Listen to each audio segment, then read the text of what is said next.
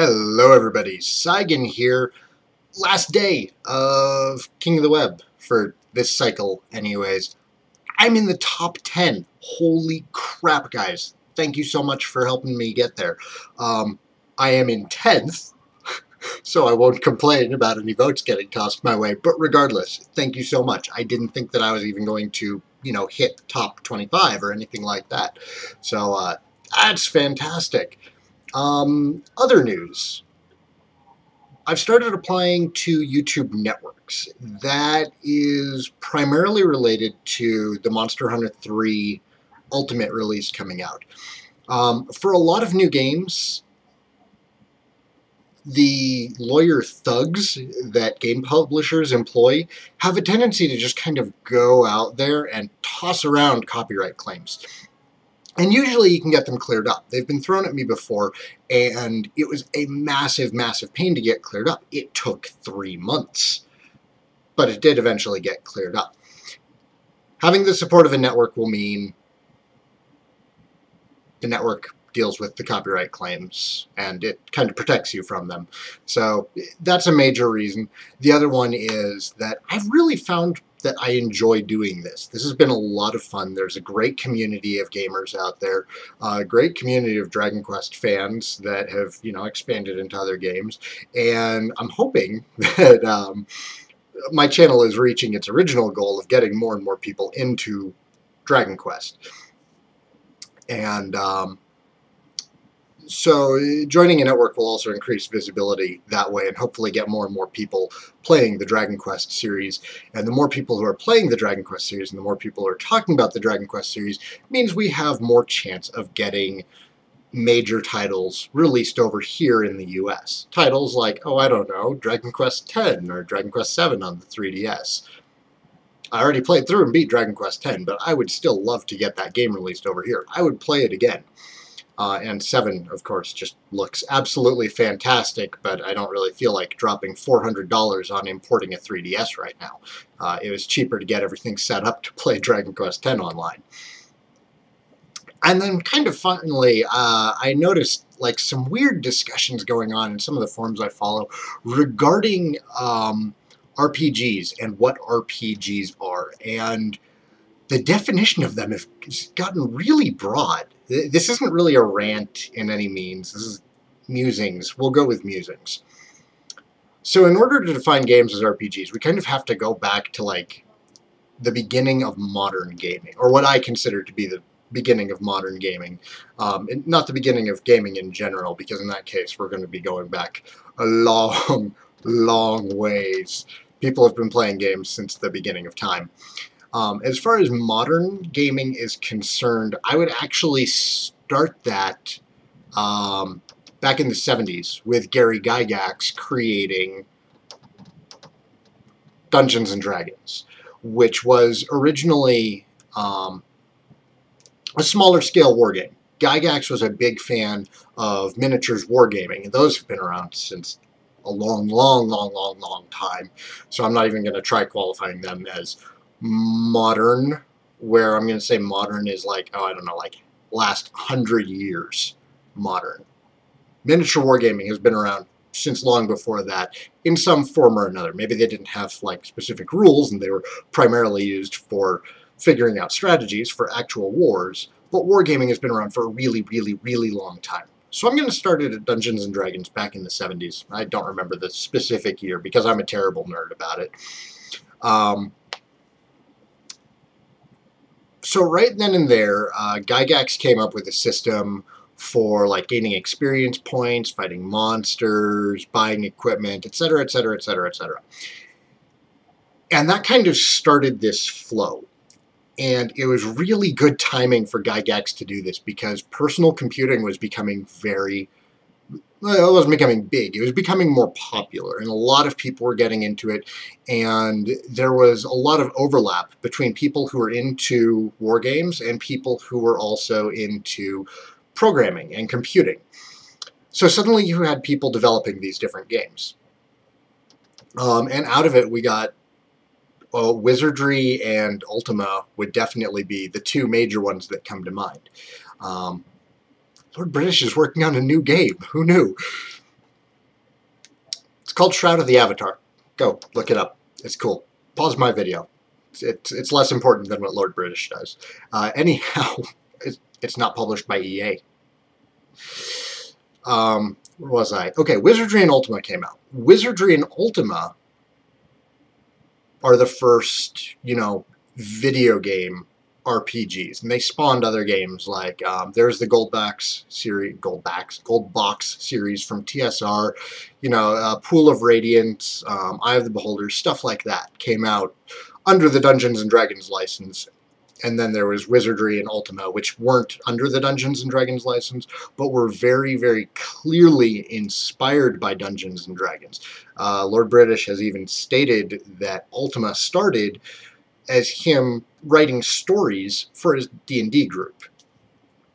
And you can kind of see, how this crafting began to take place.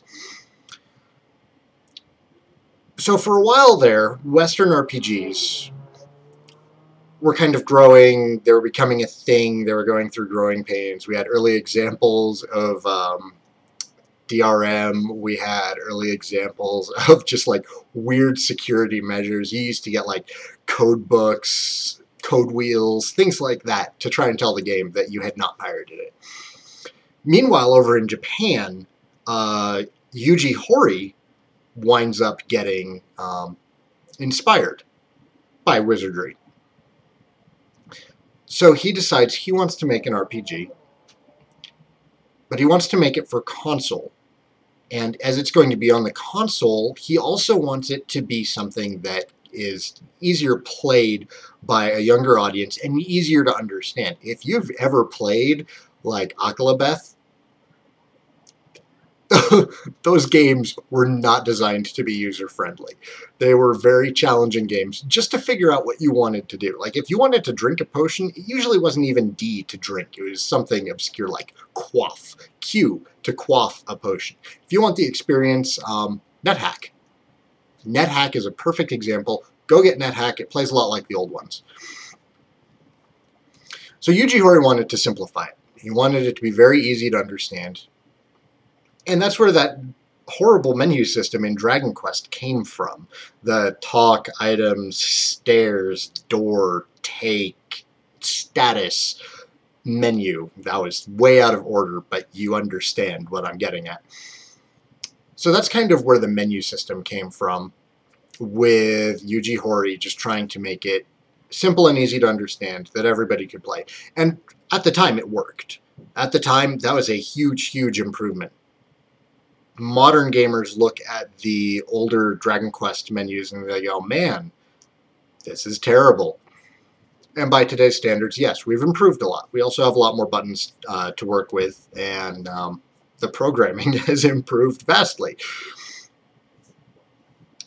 So right there we have the birth of the JRPG.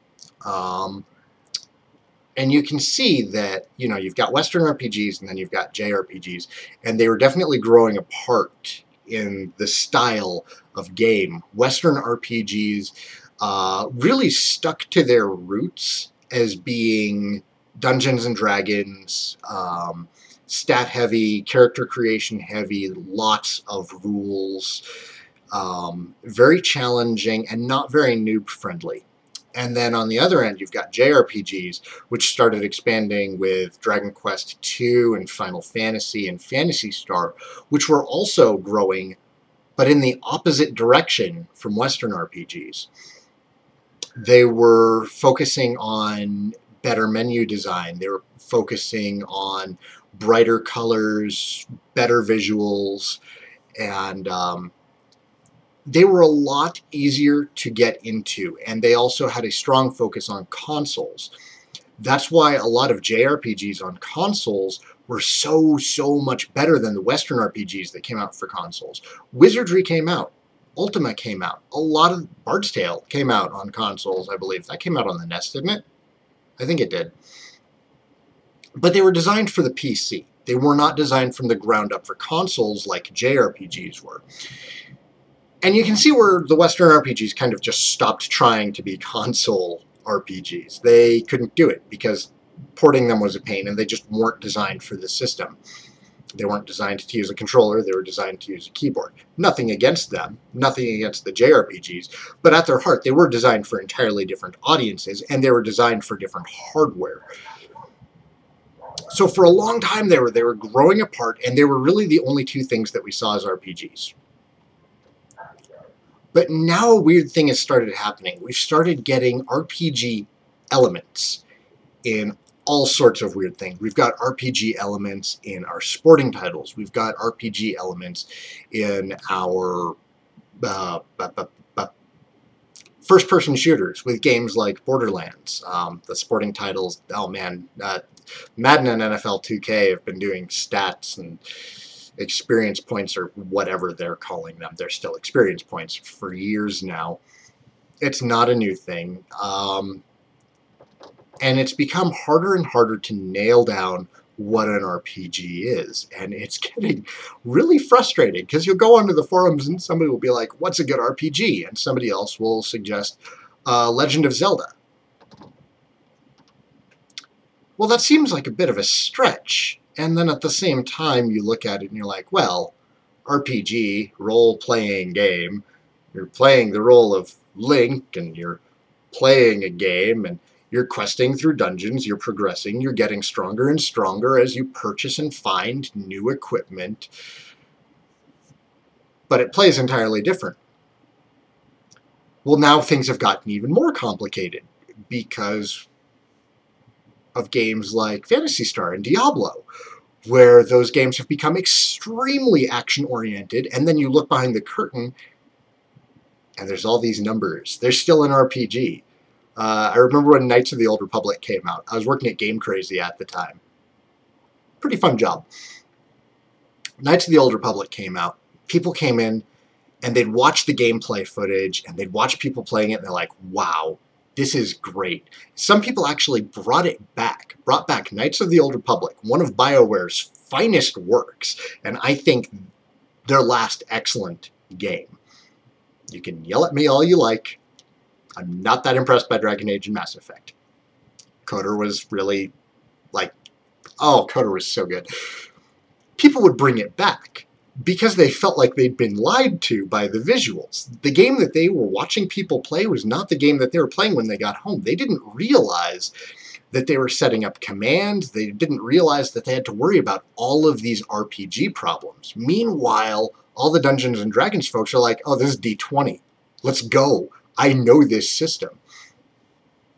So, you know, I don't really know where I'm going with this musing.